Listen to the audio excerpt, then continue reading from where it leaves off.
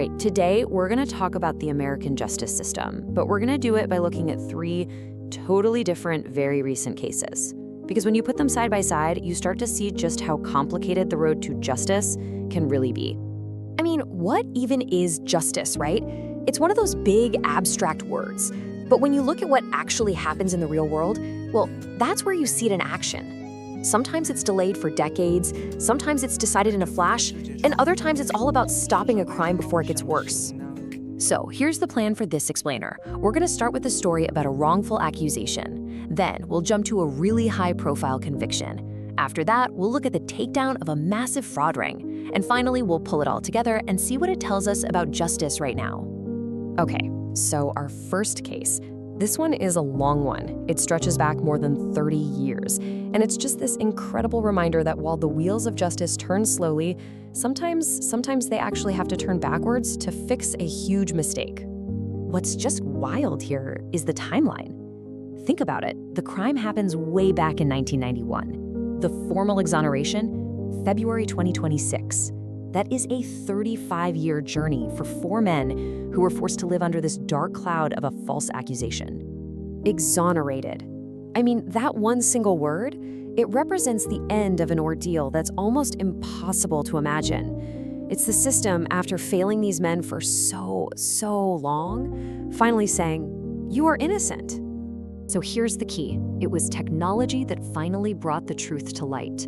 The legal process got it wrong at first, but modern DNA testing, it didn't just create doubt, it pointed directly at someone else, a deceased serial killer. And that was the piece of evidence that finally allowed a judge to clear their names for good. All right, let's pivot to our next case. This one paints a completely different picture of justice.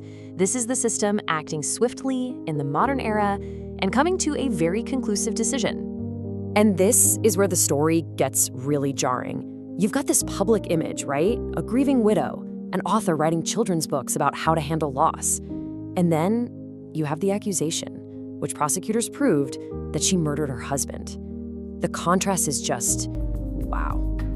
And then on March 16th, 2026, the verdict came down. After a trial that everybody was watching, the jury didn't hesitate. They found Corey Richins guilty on all charges. So here you see the system working pretty much how you'd expect it to, right? There was an accusation, evidence was laid out for everyone to see in a trial, and a jury made a decision. It all moved from accusation to conviction pretty quickly, with sentencing right around the corner. Okay, now we're going to shift gears again. We're moving from crimes committed by one person against another to a case that's all about tackling huge systemic fraud.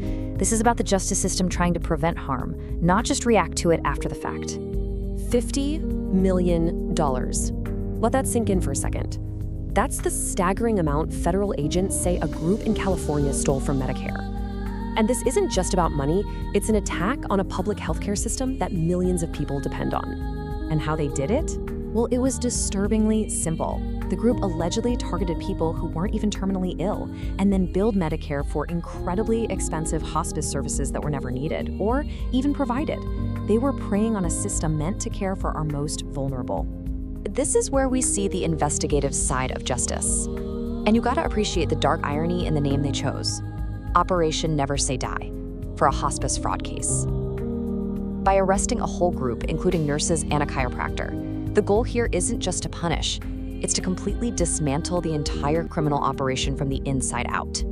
So let's take a step back.